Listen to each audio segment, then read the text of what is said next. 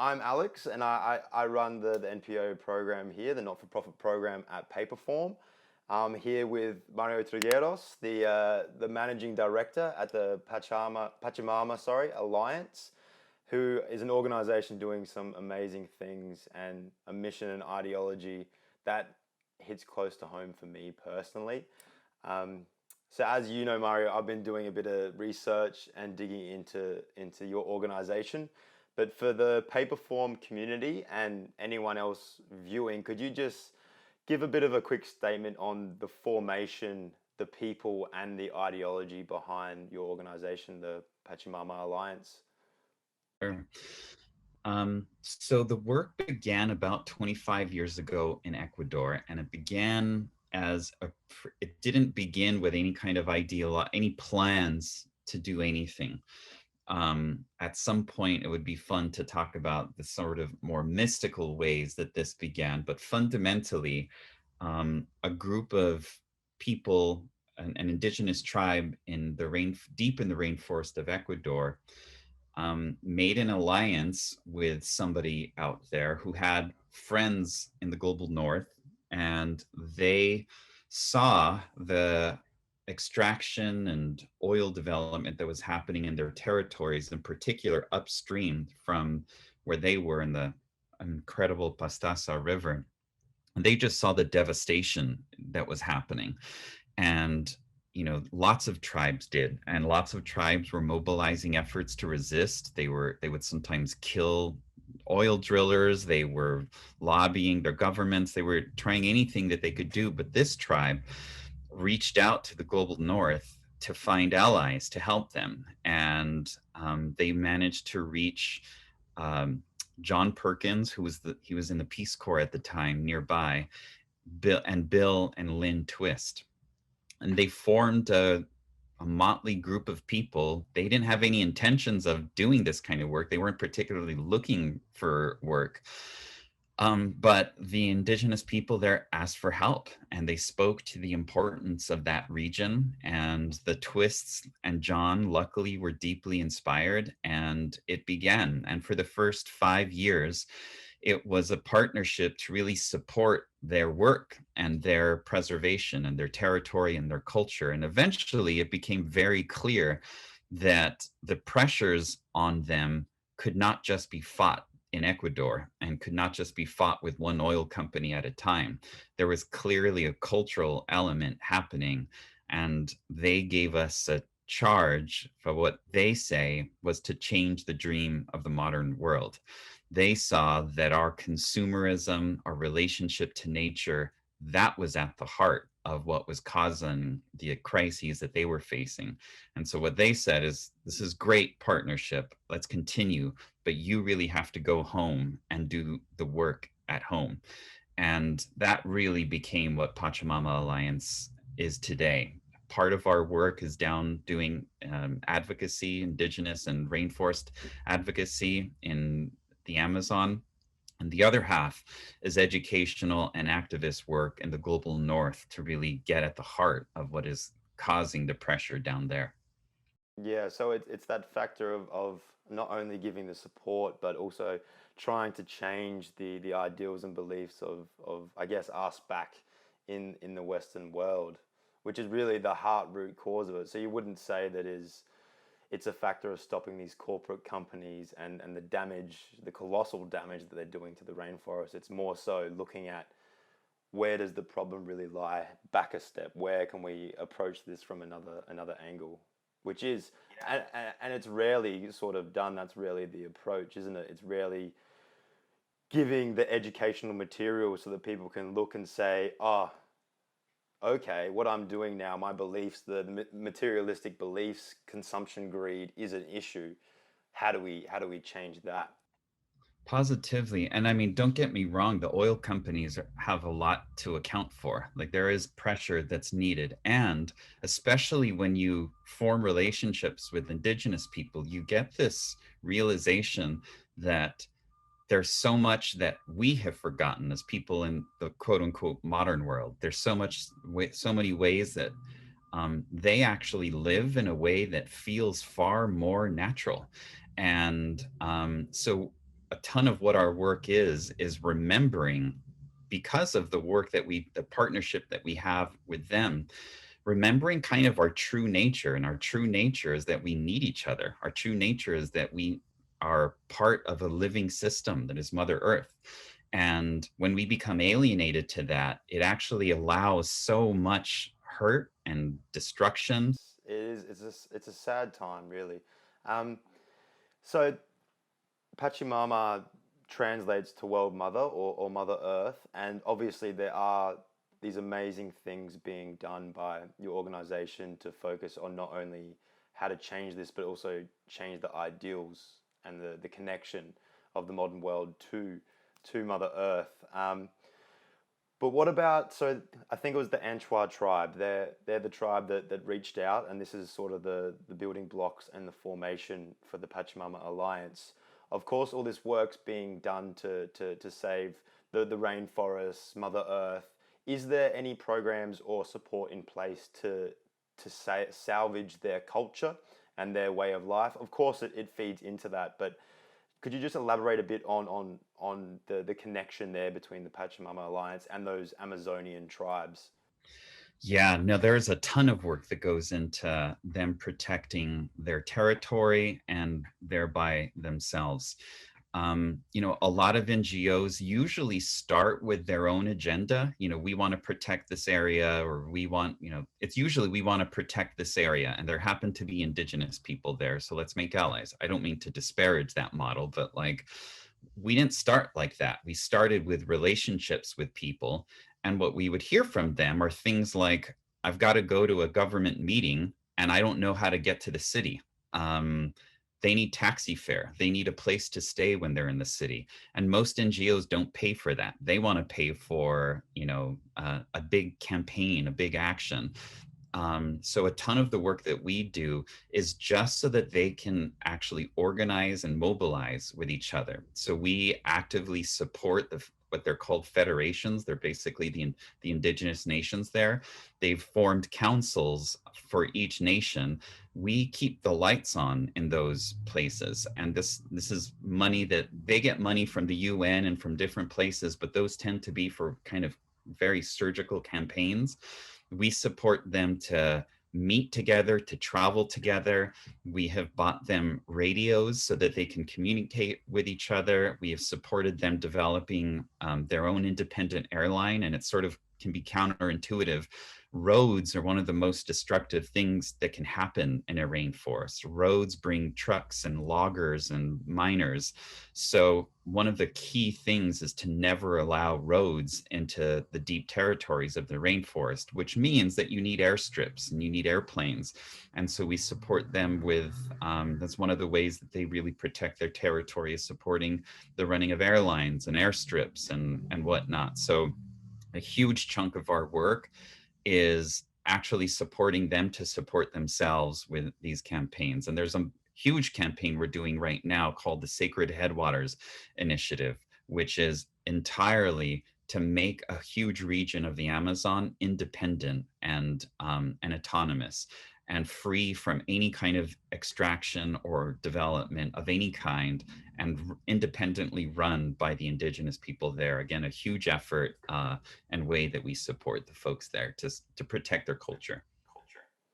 So it's clearly evident that there's so many different levels and layers to what the organization actually achieves and supports. So let's talk let's talk more about the programs, the programs of educating the wider community, the modern world into learning how we can make this change, how we can start this mission and this journey together.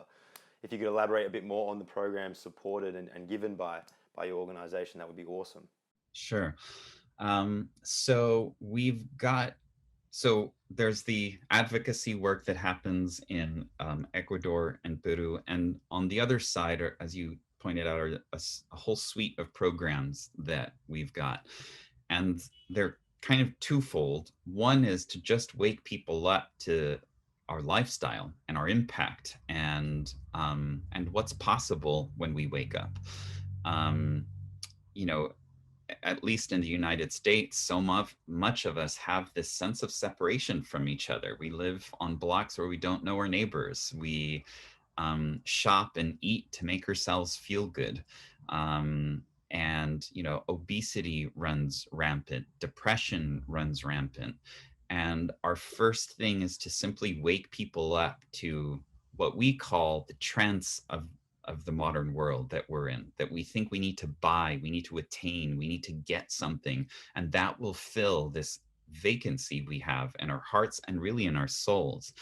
So we've got a suite of things that simply wake people up to some of the most critical things going on in the world today, and in particular the sense of separation. So we've got a pathway called the Up to Us engagement pathway, and it begins with this wake up call. This is informed by our indigenous partners, who they have a dream culture and they deeply follow their dreams. They're not like literally what they wake up every morning, talk about their dreams, and that will dictate what they do for the day. Oh, that's, you dreamt of a snake, good, let's stay out of that section of the jungle today. So we created a program called Awakening the Dreamer. That's really a call for us to wake up from this trance of the modern world of consumerism and whatnot. And it introduces people to this sense of interconnectedness that I was talking about. And then we go to an 8-week deep dive called the Game Changer Intensive. And that's a course that really tries to mobilize people and ground them in kind of two critical questions. And everybody sort of focused on, great, what do I do? And that's one of the questions. But the other question that's at least equally important is, who do you need to be?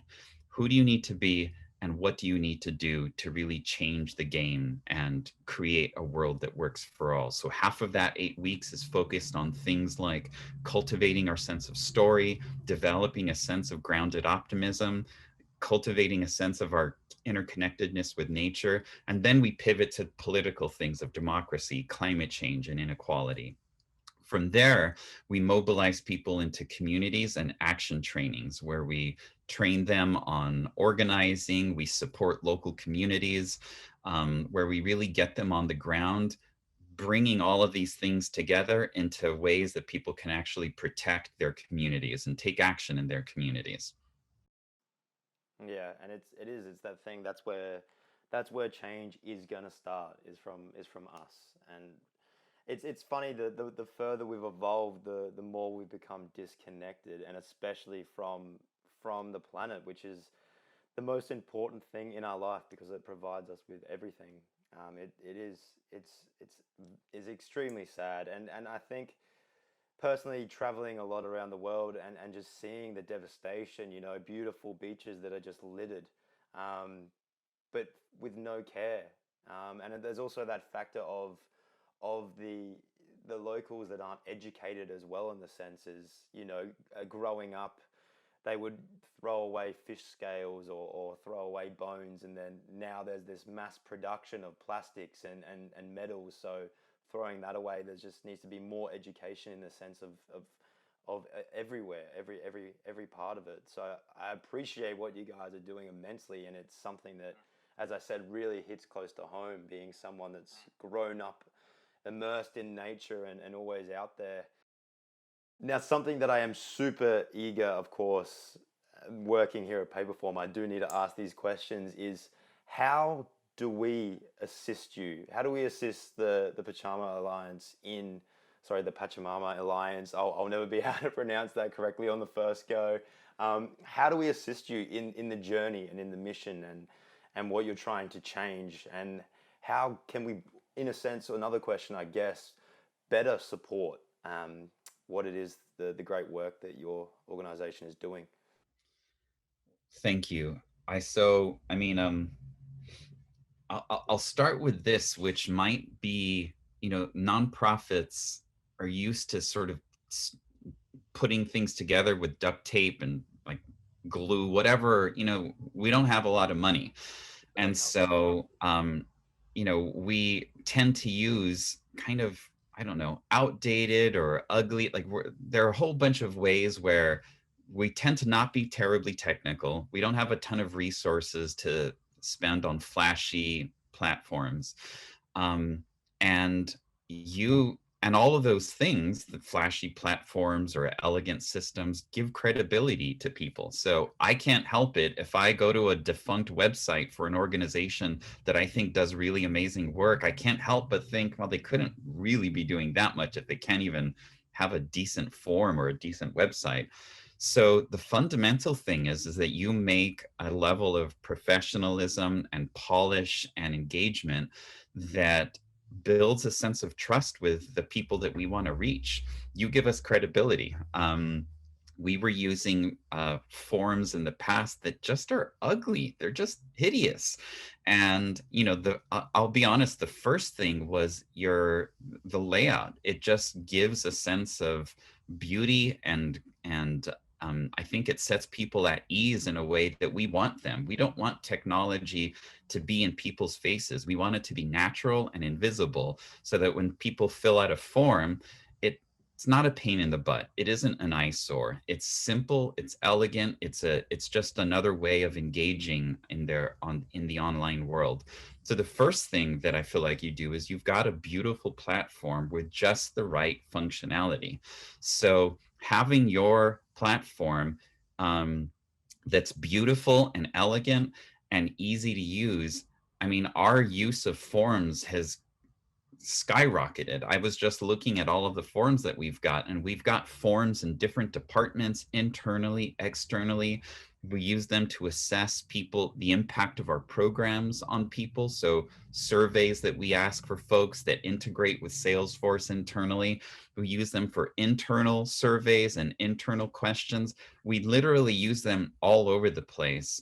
And places where, when we started this, people wouldn't even think of it. Now it's so easy to use and it's so beautiful. It's sort of second nature. Now we know as an organization, we put forms in places, whether it's tech help or other support or evaluating the impact on people. We know that we can make an elegant solution that is beautiful, that doesn't interfere with the experience that people are having, and that's also really affordable.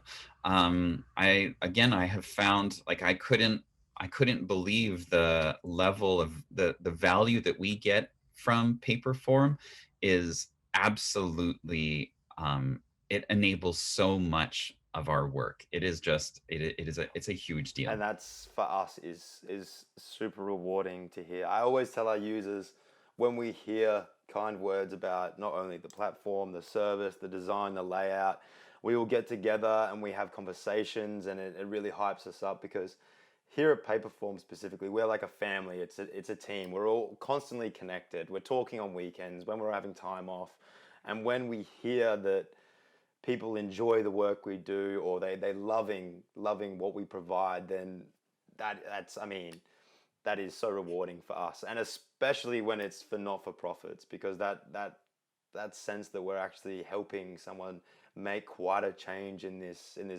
big messed up world is absolutely amazing. Um, and as I say, it's a subject and it's a mission and an ideology of your organization that I could happily sit here and talk with you for so long, because I mean, yes, the world is starting to wake up, and I think big time, and it's surprising with Gen Z. I think they are. I mean, there's that backlash that they are so engrossed in technology, and there's also that backlash that technology, yes, makes us more connected, but at the same time more disconnected. But I think all the access to resources and such, those younger generations are starting to realize that, hang on, this planet isn't going to be here forever. So I think something really exciting is the younger generations coming up and being the ones that, wait, it's my future, so let's make a change about it. So something is that I would love to learn is, how can the broader community get involved in the mission that your organization is doing? Yeah. I mean, I really echo what you're saying. The younger generation of people see it so clearly that, their future is going to be deeply impacted by climate change in particular. It's and whether they have children, whether they're exposed to toxic fumes for months out of a year. I mean, I live in California in San Francisco, and we literally have to stay indoors for several months a year because the smoke is so bad from wildfires, and whole towns are wiped out because of these fires. I mean, it has gotten to a point where it's extreme. Um, so, one other thing that I've got to say that Paperform enabled us. So over the last few years, um, so much of where we cut our teeth, where our experience was in-person workshops. So all of the programs that I told you happen in person. About 6 years ago, we started moving online, and that's when I came on, and that's around the time that I signed on with Paperform. And we built a whole online engagement apparatus that once COVID hit and we went to shelter in place, we were able to pivot without skipping a beat.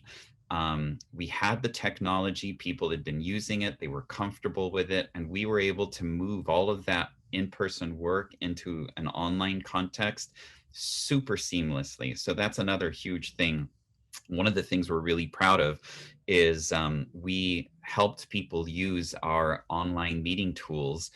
We use them internally, and we had some extra licenses. So we, using a cool blend of Zapier and Paperform and Salesforce, we found a way for people to book those rooms, use the Zoom licenses as if they were rooms, like meeting rooms. And it enabled so much of that in-person engagement to continue. In terms of how people can get involved, going to our website, pachamama.org, we have a whole suite of online programming. A ton of that Up to Us engagement pathway happens online. So people from all over the world can engage, and in particular, those educational things of the wake ups, the game changer intensive. But also, you'll find when you go to our website, we have communities all over the world. One of our most active communities is in Australia, that both host workshops in person, but also do take on local projects. Um, uh, it shows up differently across the world. But going to our website, engaging in some of our educational programs, or finding a Pachamama Alliance community, they're literally all over the world, is one of the ways that you can engage. And we always, always, always need financial support, a good chunk of which goes to advocacy for our work in Ecuador, and some of it goes to these educational programs for the modern world. Yeah, and that was something that was really inspiring, was seeing how broad the community of Pachamama was, looking at workshops in places like Korea even. I thought that was absolutely brilliant, and it shows that there are many people out there that are ready to make this change and start educating themselves and others on how we can come together on this planet Earth and start making a change. Positively. Yeah. I want to thank you so much once again, Mario, for hanging out with me, and taking the time to have this chat with me. Absolutely. Alex, is a pleasure. I would have enjoyed talking to you no matter what. Seriously, I really appreciate it. Well, we'll have to keep this relationship blossoming for sure. Yeah, and congratulations on your role and your work. You made a good choice, so No, they I they know. did as well. And I think those points that you made earlier about when you first came on, and it was just the two head honchos and how much support they actually provided.